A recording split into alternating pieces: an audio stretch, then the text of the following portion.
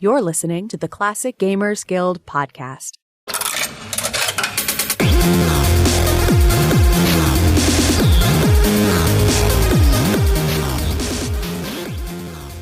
Hello, everybody, and welcome back to the show. I'm sorry that we didn't get anything together for you last week, but unfortunately, stuff happens, life happens, random interferences happen, and sometimes things don't really work out. My schedule is very limited sometimes. Paul's schedule is limited sometimes, and we end up with an unfortunate circumstance in which neither of us are really able to come through, and it sucks, and we really apologize for that, but we guarantee that things are going to be back on track very soon once Paul gets back to the show. But until then, here we are. I'm going to talk about Police Quest 2. Wait, hang on a second. Paul, how long have you been here? Oh, hello, mate. I've actually been watching you sleep ever since last night. All right. Well, welcome back, Paul. Happy New Year. Happy New Year, mate. And to everyone listening, I really apologize on Ric's behalf. It was completely his fault as far as why we couldn't record, except for the exact opposite. No, it was entirely my fault. To be honest, I did try. I actually got halfway through recording an episode. It was written and researched and everything. On paper, it looks beautiful. It was going to be like the best thing I ever did. And like halfway through, I just like shut it down. I didn't even save the file. I was just like, this is such horrible crap. I cannot possibly let this see the light of day. So there's actually not even anything to sit on the editing room floor. It's just like lost into the void now because I just didn't even save the work. It was just like, holy crap, I can't continue with this. I'm just turning it off. It should be saved in a vault for like a remastering release after you're gone. No, it is completely destroyed. You're like, does this just sound like a guy talking to himself? Yes, it does. Okay, never mind. Oh, man. We decided, because this was very last minute, to talk about a game that we are both very familiar with, that we are both very big fans of, and therefore required absolutely no effort to go into recording. We are talking about Police Quest 2, The Vengeance. Here's a question, Paul. When you think of the title, I know it's meant to sort of go both ways, but you see it's Police Quest 2, The Vengeance. Whose vengeance do you think it is? Oh, that's a good question. It could go either way, I guess. I mean, I guess Jesse Baines, but he's not successful in achieving vengeance. Yeah, it's kind of a lazy title, actually. He kind of succeeds. He gets all but like 2. That's true. But yeah, he doesn't really achieve full vengeance. I mean, all you really had to do was get one guy, and your vengeance was settled. But were we even looking for vengeance? I mean, we pretty much wrapped it up. Guy kidnapped your wife. I'd say that you're looking for vengeance. There's a minor hiccup, but yeah, all right. Oh no, I'd be pretty vengeful if I found out that my wife was taken away at some point. All right, quick recap. We talked about Police Quest 1 quite some time ago now, but we didn't really, we don't really do things like cover the plot or anything because we'd rather people just play the damn game. But yeah, like almost a year to do that. So Police Quest 1, you start as a traffic cop, go into narcotics, and basically series of events in the most eventful day in the history of police officering. You end up busting the Death Angel, Jesse Baines. And Police Quest 2 starts with him breaking out of prison and murdering everyone you love. It got dark. Yeah, it did take a turn, and it's not well documented fact that you also stop an international terrorist attack. You prevent the first 9/11. We'll get to that in a bit, I suppose, or we can just talk about it right now if you really want. But it's kind of funny. At some point, you kind of have to fly over to a next city and hunt for Jesse Baines. And of course, you just happen to be on a plane that's being hijacked by terrorists, and you just like get up and shoot them dead right in the plane. And I don't know, they just kind of like leave them where they fell, and sort of like, okay, we're going to make the rest of the journey. Just go back to your seatbelt lights on. They should have done like a little animation where like the flight attendants had to like move the cart around the corpse or whatever. Step over them. Yeah. You can't smell the body decaying over Keith's cigarette though, so it's fine. Actually, you know what? This game came out in '88, and it took place at the same time. So I wonder if they still had smoking sections in the airplane. Yeah, they just pull a curtain close and be like, don't worry, these 3 inches of cloth will stop the smells. They didn't even have that. They were just like... first of all, let's backtrack. For anyone who hasn't played Police Quest 2, we'll start kind of from the beginning. Number 1, after the events of Police Quest 1, where you moved up from traffic to narcotics, you are now working in homicide. And you're partnered up with Keith, who is the least effective police officer / partner / supporting character in fiction of all time. Like, people complain about Cedric. At least Cedric warned you about a snake, even if he confused poisonous for venomous. And even if you really didn't need him to do that, at least he tried something. Keith was just sort of like, he just disappears. Yeah, even if Cedric wasn't successful, at least you could tell in his heart he was at least trying. Keith just, every situation you get in, Keith just fucks off and has a cigarette. That's it. Like, I would love to see like a written Hollywood type script for this game, because it'd be like, enter scene, Sonny Bonds finds corpse, Keith fucks off, has cigarette. Every time, copy and paste. Like, that's all he does. He's so Keith is the embodiment of an abusive relationship, or maybe that's a bit extreme. He's the embodiment of like negligent relationship. Yeah, and what I assume or whatever. I'm going on stereotypes. We're just having fun here. But what I kind of assumed, like how like some girls like the bad boys, I can kind of see how that works now because of Keith. Because I used to hate him for being so useless and just taking up, pixelated air, basically, and now I love him. Like, I think he may be my absolute defining favorite Sierra character because of it's just this beautiful mixture of this cavalier attitude with this nonchalant kind of just nihilism, I guess. Yeah. And so anyway, I think it's some sort of Stockholm syndrome from playing the game too much that I've really actually developed a bit of a crush on him. Well, the great thing about it too, it's not even like it wasn't accidental. Like they didn't just be like, oh, we got to get him out of this scene and push him off to the side and just like forget that they did that for every single scene. They actually, if you do the Control P and pause the game, Keith is the pause picture sitting back in his chair having a cigarette. Like, they knew full well that he's the useless one, and he's going to be useless throughout the entire thing. Pause. Keith's been pausing this whole time, mate. It's the embodiment of a pause game. I think I was really, in the beginning, I was actually just annoyed. I'm like, why bother giving you a partner that's not just going to give you the illusion of safety or comfort or companionship? He's none of that. He does nothing. And then just through years of playing it, I kind of love how useless he is. It's really entertaining. I think there's one time where he will actually have your back and he'll have his gun drawn as you search the place because you think you believe Jesse Baines is in the area. Right. And I think that if you go out there and if you're like really slow to take and you really don't, you really want to die on this scene, Jesse Baines will come out, shoot you, and I think Keith doesn't do anything. Like, he'll have his gun drawn, and I think he just like was really banking on you taking care of it.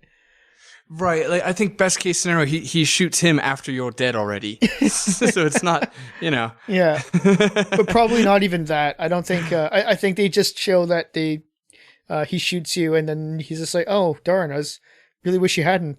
Yeah, it's like, so long, Keith, and thanks for all the secondhand smoke cancer I got now. You've been great. Yeah, and then forward over to the hijacking scene in the airplane. It's like, he was just going to sit there and take it the entire time. Like, if you, it's one of those things where if you let it go and you don't get up to intervene with the hijacking, you will eventually get to, I forget exactly where it was that the hijackers are trying to go to, but they hijack the plane, go to take them back to their home country.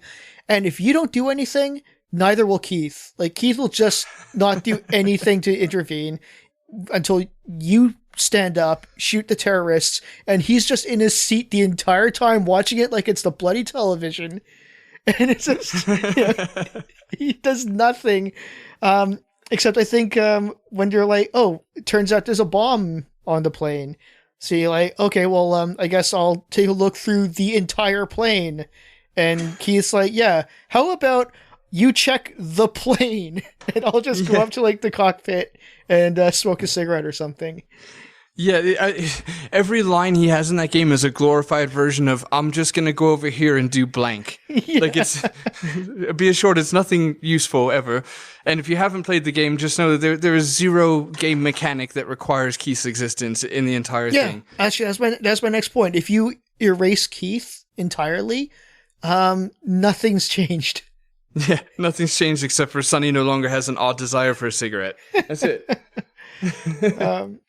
But yeah, so I mean, just to give a more clear and distinct and accurate, I should say, explanation of the story. Basically, the Death Angel. It turns out that like a bunch of characters from the first game, testified at his trial to get him put away, and now he has basically taken all of those names onto a list, and he is hunting them down one after another and killing them.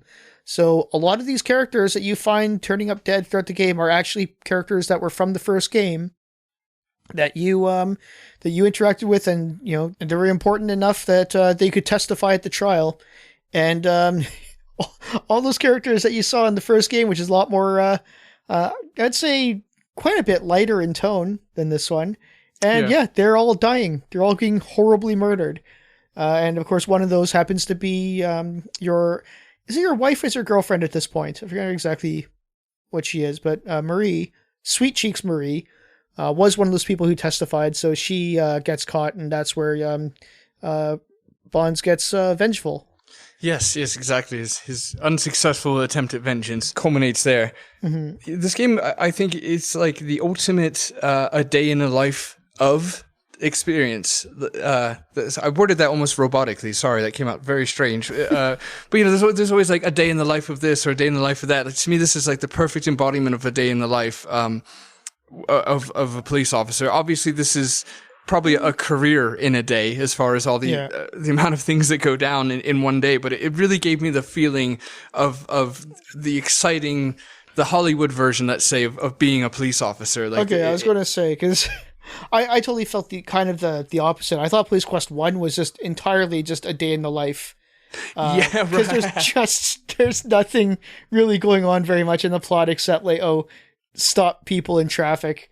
And this is the one that actually, for me, felt like it was a legit adventure game, like a Sierra-style adventure game that involves police officers. And, right from the musical score, which I'll let you talk about in a second, but it just plays and presents itself like like an 80s cop drama. Yeah, exactly. Yeah, I'm glad I snuck in that with the word Hollywood at the last second. And I'm glad you brought that up. It's a great point. The Police Quest 1 is truly a day in the life of, to the point where it's like, wow, this is just a mundane job at the end of the day. as much as I love the first game, a lot of it is riding on nostalgia's back, I think. Whereas Police Quest 2 is a day in the life of Hollywood edition. I mean, like you need aviator glasses, and you need to have an option where you can slide across the front of the car. Yeah, exactly. But yeah, you're right. It felt like a police version of an adventure game, whereas the first one is so much bloody protocol. And I recently heard Al Lowe talking a little bit about Police Quest 1, where he said that he was basically brought in to help make it more of a game than just procedure, to make it more fun, I think was kind of his wording. And he was basically saying, like, if you thought there was a lot of procedure and you thought it was a bit painful, he's like, you should have seen what it was like before I got to it. And I was like, Jesus Christ, because it doesn't feel like you put a dent in it, mate. And again, I do love the game, but yeah, it can be a bit banal.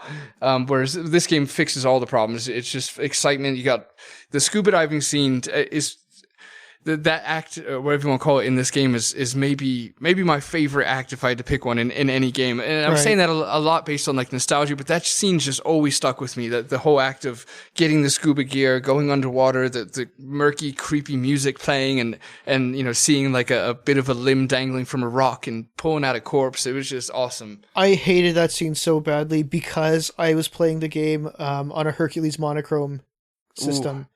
So all I had was Amber and Black, which I love Amber and Black, but when you're literally pixel hunting, like it's the entire scene is basically look for the 3 differently colored pixels. And when you don't have colors, that's really hard to do. Remarkably easy with color, but yeah, I can see if it was amber and black. Oh, that's horrible, mate. Yeah, because the waterscape, it's a good 3 or 4 scenes wide, I think. Yeah, I think like 2 screens or something like that. But you have a time limit too, because you only have so much oxygen in your tank. Right. Apparently, oxygen tanks only last like 5 minutes or something at max capacity.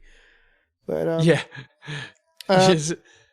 Sierra mechanics are geared towards, basically screwing you as efficiently as possible. But just we probably covered this the last time when we talked about Police Quest 1, but I just want to say it again because you did say it's rides heavily on the back of nostalgia, and I would agree with that insofar as when it comes to how much I would recommend it to anyone else to play. But personally, I love Police Quest 1, and I'm not in the slightest bit apologetic about it. Like, it is a great time for me. Maybe a lot of that is nostalgia, but I don't know. It has a magic to it that I can't put into words. It's like, there's always that guilty pleasure, that movie that doesn't have any plot, but you just absolutely love it anyways. That's Police Quest 1 for me. Yeah, no, I completely agree. I think mine's probably because of nostalgia, but I have to say there's just something about it, something just really just charming and not relaxing because of the fits of rage that are peppered in between. But there's just something really charming and just really fun about Police Quest 1. So, and I know it's an often overlooked game as far as the big Sierra games and diehards and stuff like that. So definitely play both of these if you haven't. And Police Quest 2, back to that, is kind of like it's dessert. It's like a reward for getting through 1. it's just a bloody good time. And don't get me wrong, I think that Police Quest 2 is pretty much in all ways superior to Police Quest 1. At least as far as the game is concerned. But, I will defend Police Quest 1 to the death, but Police Quest 2 was just phenomenal. Like, it's one of those games that I played like once a day for a length of time when I was a kid, right? Yeah, and same here, because Police Quest 1 introduced me. I didn't know what open world meant. It wasn't even a thing at the time, but Police Quest 1 to me was open world, especially as a kid. I could play it, like you said, I could play it every day and just drive around the city and stop at different locations. And made you gave you that true escapism, which I guess you could say Police Quest 2 does kind of lack. It's a little bit more linear as far as, where to go and what to do. But there is a lot more action and a lot less procedure. So it's a balance. Yeah. I mean, Police Quest 2, I've only played the first 3 police quests, including, 1, 2, and 3, plus like a very small portion of Police Quest 1, the VGA remake. But I will say, out of all of those games, Police Quest 2 is the only one that properly addressed the worst part of any of those games, and that's the driving. In that, it took it out entirely. It was just like, go to here, and then you go to there. And that's it. There's no stupid clunky mechanic, no mini game, no like, turn within like the half-second opportunity that will allow you to choose to turn or anything like that. If you miss your turn, you have to like do this full like roundabout loop across a couple of blocks to get back to where you were. Like, the driving is terrible in Police Quest 3 and Police Quest 1 remake. And Police Quest 1 is not the greatest, but I would take it over Police Quest 3 any day. But still, Police Quest 2 knew what was up, and they were just like, where do you want to go? We'll go there. Yeah, exactly. Police Quest 1, I liked the idea of being able to drive around, but it was a bloody knife's edge. Those 90-degree turns, I mean, it was, especially trying to park somewhere, it was just way too difficult. So I'm glad they cut it out. And, I like how they replaced it with kind of the dispatch system. And I will stop and say real quickly to everyone listening, I do apologize for my son in the background. A lot of the hard time we actually have recording is because of him. That's right. I'm blaming a child. He's defenseless, but I'm a full-time single dad, so it's always me and him, and I just got to kind of make it work. So I do apologize, but if it's worth any sort of novelty or whatever, I will let you know the noises he's making is because he's playing with floppy disks and an old floppy drive. So he's got to get some cool points for that. Yeah. I don't think anyone would have noticed until you mentioned it, because I usually edit that out. But now that you put that in, I guess I kind of have to leave it in. I can't deprive the world of you raising your kids with old floppy drives. Yeah, we'll do a director's cut maybe for that. But anyway, yeah, it is good they cut the driving out, and I think they could cut the driving out because there's genuinely a lot more to do in the second one. The first game is also a product of its time. You know, it's on par with Space Quest 1, Leisure Suit Larry 1, and King's Quest 1 and 2. So it's not lacking comparatively for its time, but there's just a lot more to do in 2, so you don't really need to fill it with any fluff. Mm-hmm. Here's one thing which I think you're going to need to carry this section a bit, because I only kind of passively know about it, but I believe you are quite intimately familiar with the Japanese release of Police Quest 2. Yeah. Thanks for setting it up for me, mate. I would have got forceful if I had to, but you laid it out for me. Yeah, I was waiting for you to jump in with it, but I had to open the door for you because you wouldn't kick it down. So there was a Japanese release for this on the PC 98, Japanese only. What's interesting is Sierra put out a couple of games under Sierra Online Japan. They did Space Quest 4, King's Quest 5, and Quest for Glory 2, I think. But Police Quest 2 was the only one that got a graphical change at all. They had any sort of adjustments made to it. So in other words, all them other ones I just listed, it would just have, an option for, or a default to Japanese text. Whereas Police Quest 2, for some reason, they decided to redo the character art, and it's amazing. It's completely bananas. All I can think of is stupid words like wacky and bananas right now, because I guess that's kind of what it is. It's ridiculous in the most beautiful way. And I absolutely love it. They increased the size of the eyes in kind of an anime style, which is actually well cool. And then everybody got like ridiculous hairdos, like the chief. I can't think of his name, but the chief gets a big purple afro, like purple. Yeah. Sonny gets a cool like Brian Setzer sort of pompadourish thing going on. There's straight up. Oh God, what's her name? Sorry, mate. Which one? It's actually not a Police Quest character, but an anime character. Okay. I don't know. What's like the most common female anime character? Common? Like I know, I'm giving you nothing. I'm sorry. And most famous Sailor Moon? That's it. Thank you, Is mate. it? Okay. Yeah, okay. Okay. So besides like the Chief and Keith and Sonny and everybody getting these like wacky hairdos and everything, even like the extras, like there's a girl outside the airport that sells you roses in the game, and they redid her to look almost exactly like Sailor Moon. It's ridiculous, but I thought it was actually well needed. Like, not needed. That's a bit far, but once you see it, it was hard for me to want to go back to the original version. It's just more fun. And I always personally kind of hated the way Sonny looked when he's driving in the car, because they gave Sonny like this stupid, his head looks like a bowl of spaghetti. Like it's just the art's not that great. I hated the way they did his hair and stuff. So once you see the Japanese version, it's kind of hard to go back to the other one. It's just so colorful. I'll give it a try, but I don't know. I kind of like the idea of Police Quest 2 being a little bit more straight-laced and just being a little bit more serious tone. But that being, I've seen the screenshots. I know, like there's the famous, amongst our circle, it's famous, the picture of the Chief talking to Sonny. He's just got like, I can't even describe it, but it's just so, you're right. It's just so bananas. It's just like, there's no other word for it. You're right. I tried to think of something else. I couldn't. Yeah, it's just so silly. It requires silly words, it turns out. I mean, even when you're calling like people that are under threat, there's a bit of the game, for those who haven't played it, where you have to make a series of phone calls, get in touch with people that may be in danger, people who testified, that is. And like one of the guys, he has like this crazy green sort of afro that goes into like a handlebar mustache, and I mean like lime bloody green. Like it's just so 80s. It's so loud.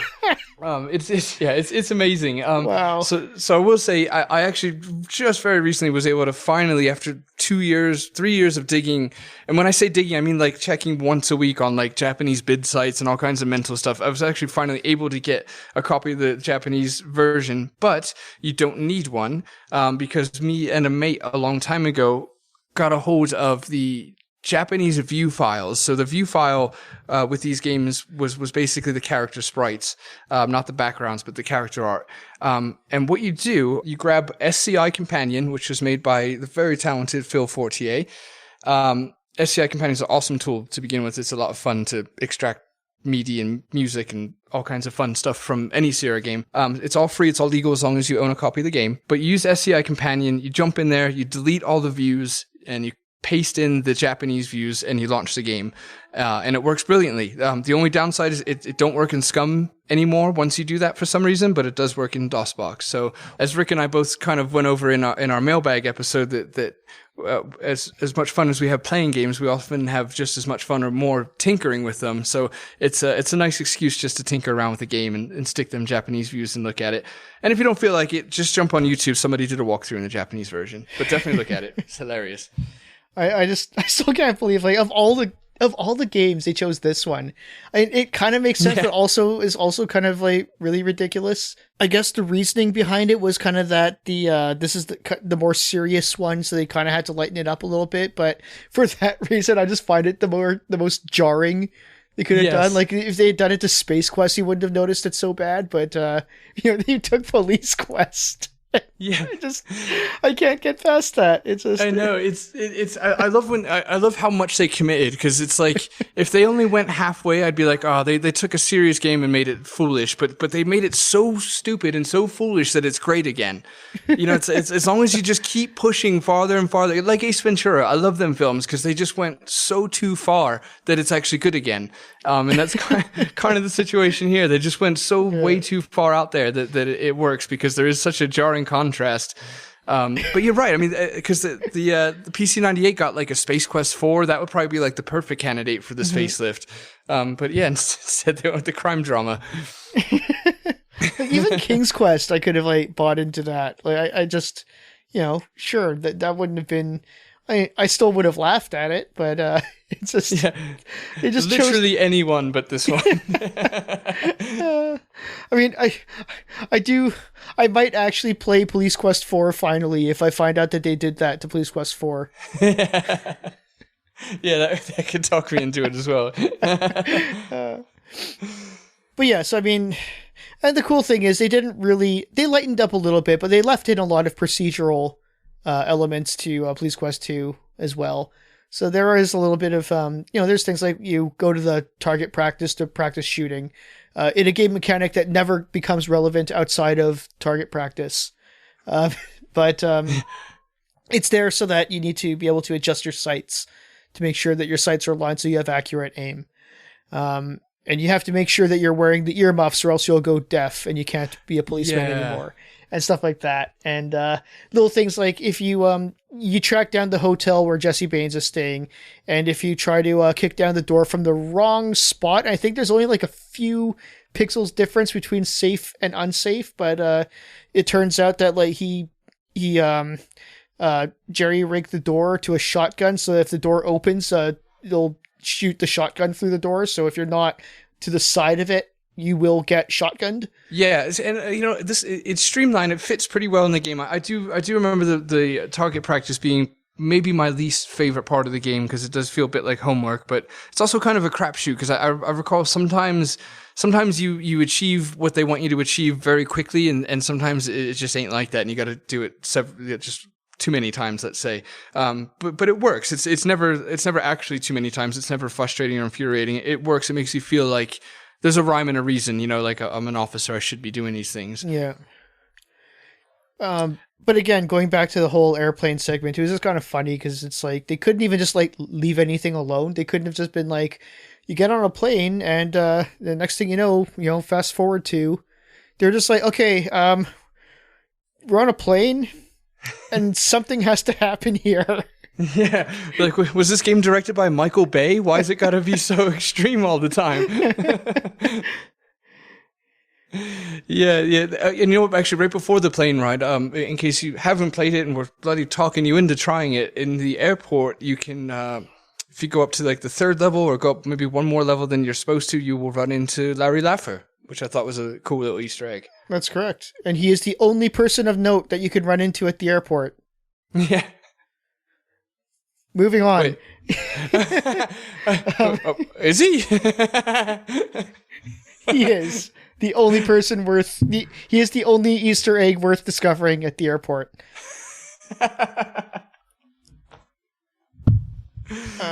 But yeah, no, it's weird. I think I played this even the first time. I think I played it with the hint book, so I'm not sure. I never really got like the full experience of failing for a year before finishing the game. But I mean, I tried my best to get through it, but as soon as I got stuck, I would just immediately consult the hint book. So I think somebody's mentioned recently in the Facebook group saying that there's a lot of parts of it that's kind of optional. Like it's not a typical Sierra game where there's a few things that you could miss and you'll still get to the end of the game. You'll just have really crappy points at the end. And there are a few, I'm pretty sure, some dead man walking scenarios. But apparently there's a few things that you can totally do in the actual procedural and investigation that's just like, you just have to live with knowing that you weren't really that great of a cop, but you can still kill the bad guy, get your wife back, and you're good in the end, ultimately. I mean, you end up getting sent back to traffic anyways in Police Quest 3, so what does it matter if you're good or not, right? Right, yeah. They Roger Wilkie you back to the start. One thing worth pointing out, I really like this era of Sierra. Kind of like 88, 89, where the graphics are almost like SCI quality, but there's still a text parser. Mm-hmm. Again, if you haven't played this, but maybe you played like Space Quest 3, it's very, very much akin to Space Quest 3. It has, to me anyway, has a very similar vibe, just aesthetically, the way it looks and plays. But it was almost like the pinnacle. Granted, I do love parser games, so if you just naturally don't, you'll disagree. But this game's it's a great game to play with parser because of things like, shooting your gun when you shouldn't, and just having fun with that Sierra mechanic where they'll let you do things and die or ruin your game. Mm-hmm. Yeah, this game is kind of like exactly why I like Sierra games a bit more than LucasArts games. You can really have fun with that kind of freedom that Sierra will give you, especially with the text parser. Yeah, that's a good point because even one thing the Police Quest 1 didn't really do is let you actually ever use your gun. I think the most you could do with it is draw it. I don't think I'm pretty sure if you never load your gun throughout the entire game, you won't lose. Like, you never have to shoot it, so you don't even need to load it except for the points. Whereas in Police Quest 2, you actually do have a few shootout moments, and you can actually draw your gun at any point in time, like literally any point in time. If you're outside the airport and the girl wants to sell you flowers, you could just like whip your gun out at her. And sorry, that sounded weird, but I just mean like actually like take your gun out, and she's not phased at all because just the AI at the time, they weren't that advanced, so he can just like hold her at gunpoint. You just hold her at gunpoint and just be like, "Yes, I'll take a flower," and then just like buy a flower off her, and nobody cares. But if you shoot the gun, then you die because it just takes you over to the that particular death scene is the newspaper where it says right on the front page that you were committed to a mental hospital because you went crazy and started shooting everyone. And the only time where that's a little bit different is actually towards the end of the game when you have to go down to the sewers. There's pockets of methane gas in which you need a gas mask to survive long enough to navigate those parts. But if you fire your gun in that area, it will explode and you'll die of gas. What's that word? Combustion.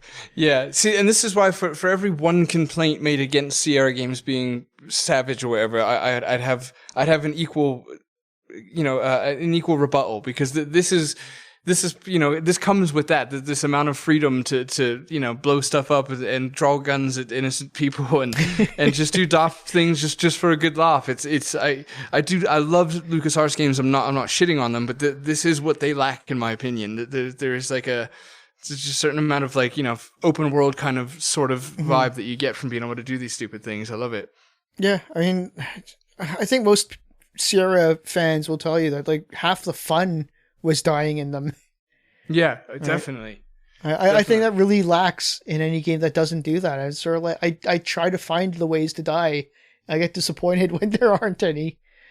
And they're like, exactly. Ooh, we're trying to make this a more fun experience. Like, no, that's not how you make it fun. You make it fun by letting me do stupid shit and punishing me for it. Exactly, yeah. I've already got like PTSD from it to the point where I save every 6 seconds no matter who made the game. So I might as well die for all the saving. And a new modern tradition that I have is as soon as I finish replaying or playing the game, I always jump on YouTube to watch the deaths, all the deaths in Police Quest 2, let's say. There's always a video for it. And I always watch them just to see which ones I missed. Like, oh, damn. Why didn't I think of that? Yeah, exactly. It's a well good time.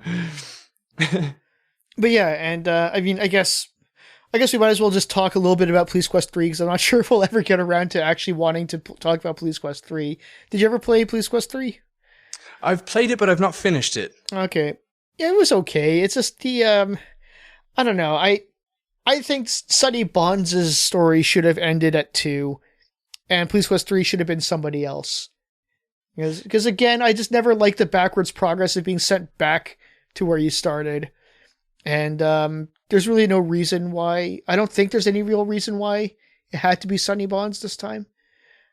Yeah, no, that's a good point. You blew my mind last time you brought this up with Space Quest. So Police Quest 3 is Space Quest 6, where it's fine as long as you just maybe change the character. Don't send them all the way back to the beginning again. Yeah, because there was, I mean, granted, Roger had more of a traditional character arc in Space Quest 1 through 5, where Sonny, that's still a good arc. Having the first two, because it's kind of centric around Jesse Baines, and sending him back to the beginning seemed. I don't know. Three might have been the one that could have benefited from this like zany Japanese art, because it was the graphic, the aesthetics of that game. It was very like Office Space kind of feeling. Like I totally get what you mean. Yeah. Yeah, it just had that like Joe vs. Volcano, like crinkling neon lights. I don't know. It was a bit boring to look at, I guess, is really what I'm trying to say. I'm not sure why I'm being so protective of it. It was pretty boring to just even look at. So it kind of started off on the wrong foot. I wouldn't say it's boring, only insofar as that at that time it was still pretty new. So it was kind of a spectacle to see that graphics had gotten really good. I was never a VGA hater. There are certain games where I prefer the EGA to the VGA, but I never, when VGA came out, I was like, holy crap, this looks good. Absolutely, yeah. Yeah, so Police Quest 3 was like that, where sort of like, man, I just, these look like real people on the screen, and they're really cool. It's like, and I like the point and click interface. I like the parser too, but I also like the point and click interface. And it's just, there's just that spectacle of like, oh wow, all that Police Quest that I did before this, here's what it looks like better. Like, here's what it looks like if it were real people doing this. You get to see it a little bit less cartoony context. Yeah, and on that note, I guess I'm instantly glad that it exists because of what you just said. It is nice to have, an example that's, that is just based in the real world, because it was amazing. Honestly, it still looks pretty good. I mean, to me, as far as the realism and what they could do with the amount of pixels.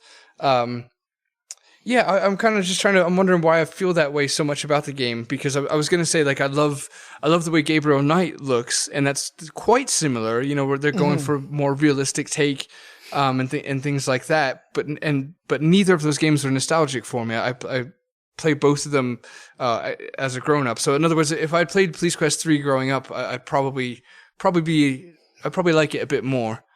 I like it.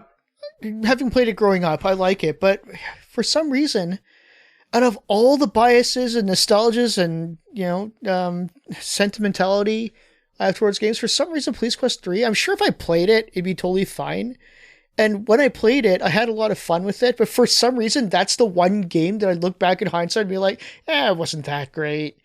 And right, yeah. There's no reason for me to think that. I had fun playing it back in the day. And it might be really good if I play it now, but it probably is one of the ones that objectively aged a little bit better than the others. But for some reason, I think back, and like out of all the Sierra games I played, some of which aged way worse, for some reason, Police Quest 3 is the one where I'm sort of like, yeah, that was okay. Well, I could almost see maybe why. I mean, you love the first two quite a bit. So there's that, where the bar was set really, really particularly high to where if it didn't have like the Police Quest moniker on it, maybe be prone to not be like subconsciously comparing it to the first two or something like that. I'm usually okay with that kind of stuff. I'm actually one of the few people that really likes Alien 3. Interesting. Have you seen any of the Alien movies? No, I haven't. I kind of got the feeling of that. The charade can't continue any longer. It's exhausting to keep up. It's like, I like Alien 3. You're like, oh yeah, those movies. That was a movie, yeah. I'm going to watch that right after The Rocketeer.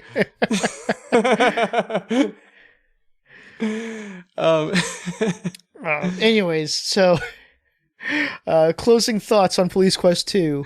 But one of my closing thoughts is the cynical voice inside of me that's having a chuckle, knowing that loyal and longtime listeners that love Sierra are probably super pissed that we went with Police Quest 2 instead of doing any King's Quest for the first time. Vastly more popular than either of these. We managed to get 2 Police Quests in before a single King's Quest. We're getting there, mates. Paul and I just went through like a very quick recap of the King's Quest series, and we decided to cut it out because it really doesn't fit in the episode about Police Quest 2. And we just wasted everyone's time if we left it in. And if you sit through several more episodes of Police Quest related content, we'll eventually give you a King's Quest one. We'll see about that.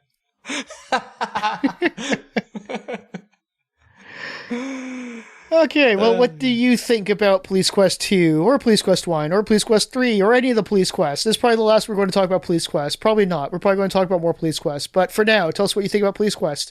We are on Facebook. We have a page and a group. We are on Patreon. We have an email address at mail@classicgamersguild.com. We're on Twitter at the CG Guild. We're on Instagram at CGG Podcast. Yeah, and send us your thoughts, send us your hate, send us your love, send us your money, or no don't. dick pics. Yeah. No. Okay, maybe some. Just to Paul. I will sell them on the black market. All right, that's all I gotta say. Yeah, save early, save often, don't do a murder. Are we still on that? I don't know.